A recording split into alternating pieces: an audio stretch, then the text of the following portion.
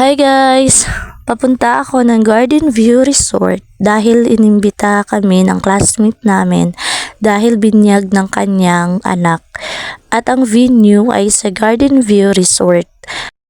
Pinili kong mag-dress, kaso lang yung sandal ko naiwan pala doon sa Davao del Sur, doon sa mama ko. Kaya sapatos na isuot ko.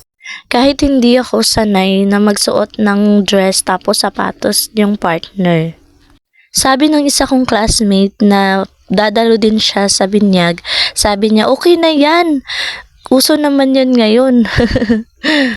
Kung nalaman ko lang na naiwan yung sandal ko, sana makakabili pa ako ng sandal. Kaso hindi ko nalaman. Anyway, ito pala yung driver ko. Salamat sa iyo kuya dahil hinatid mo ko kahit malayo. Naka-sunglass na ako niyan dahil 12 AM na guys, ang init-init. Nakarating na ako dito sa Garden View Resort. Ayan. May nakabungad na sa atin na Garden View Resort. Para sa kaalaman ng iba, Saturday is closed sila. Lawak ng parking lot nila. So, kung may sasakyan kayo, dito ipapark guys. Makikita natin na may puno ng mangga na ang daming bunga.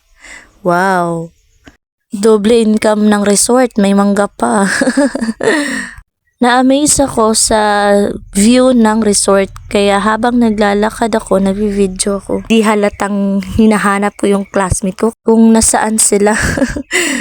Shout out sa mga classmate ko na hindi dumalo. Nandito na ako sa Garden View Resort.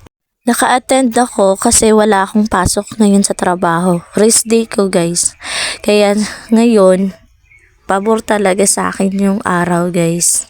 Wow, ang ganda ng view. Di halatang naghahanap yan.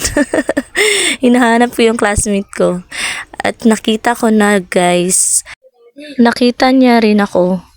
Ang ganda ng bulaklak. Wow. Sinalubong na niya ako guys. Wow, nakaka-touch naman. Salamat classmate, elementary classmate ko yan guys. Kung napapanood nyo yung mga video ko na nag-reunion kami at ito nagtuloy-tuloy na yung bonding namin, lalo na sa may mga okasyon, inimbitan niya kami. Isa siya sa mga nag-imbitan sa amin. Ito yung mga classmate ko na kasamahan ko. Kumain na sila guys, kaya kakain na rin ako. 12 AM na. Kaya tamang-tama talaga ang pananghalian. Sa gala ko, ngayon lang ako kumain ng 12 AM. Kasi kadalasan 3 PM, 1 PM ako kumakain ng tanghalian pag may gala ako. So ngayon 12 AM ako kumain guys. Hindi ako nagutuman. Salamat sa pag-video sa akin, sa classmate ko. Inistorbo ko talaga siya. Sabi ko sa kanya, videohan mo muna ako. Salamat sa iyo, classmate Maria Fe, dahil sa pag-video mo sa akin. Demanding talaga to.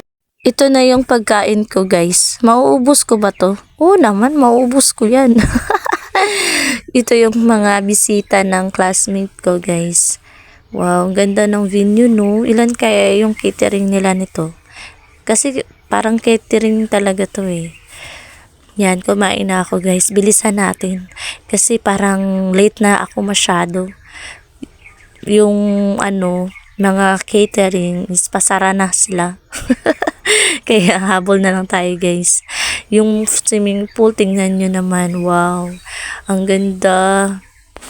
Enjoy talaga yung mga bata guys. Ito yung anak niya na bininyagan guys. Ito yung asawa niya. Nice to meet you.